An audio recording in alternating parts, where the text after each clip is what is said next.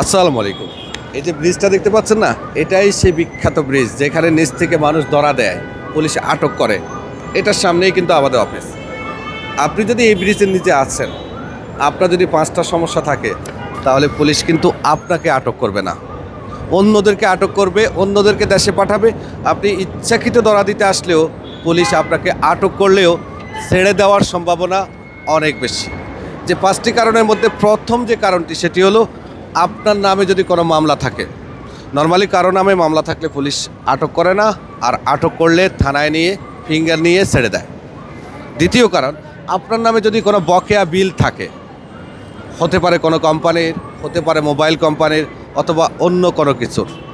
এক্ষেত্রে আপনার নামে যদি মিনিস্ট্রি অফ জাস্টিসে, আইন মন্ত্রণালয় অভিযোগ করে, তাহলে আপনি কোনোভাবেই দেশে যেতে পারবেন না ওই অভিযোগটা সমাধান করা পর্যন্ত।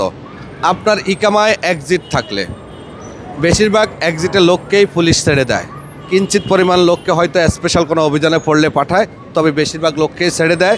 এর কারণ এক্সিটের লোকদের জরিমানা থাকে, 1000 রিয়াল জরিমানা থাকে বিদায় স্পেশাল কোনো অভিযান ছাড়া এক্সিটের লোককে আটক করলে ছেড়ে দেয়।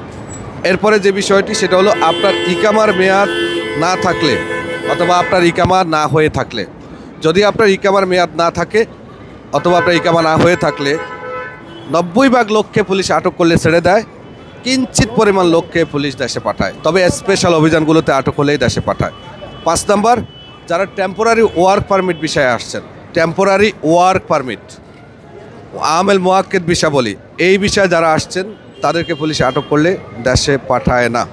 এছাড়া আরও বেশ কিছু কারণ থাকে, আরও বেশ কিছু ক্যাটাগরি আছে যাদেরকে পুলিশ আটক করলে পাঠায় না। এর মধ্যে থাকতে পারে যারা ভিজিট বিষয়ে অবৈধ হয়েছেন, তাদের উপরে জরিমানা ইস্যু হয়েছে, এই ক্যাটাগরির লোকদেরকে। এছাড়া অন্যান্য যারা আছেন, বিভিন্ন সমস্যায় ভুগছেন, জটিল মামলায় ভুগছেন, তাদেরকেও পুলিশ আটক করে পাঠায় না।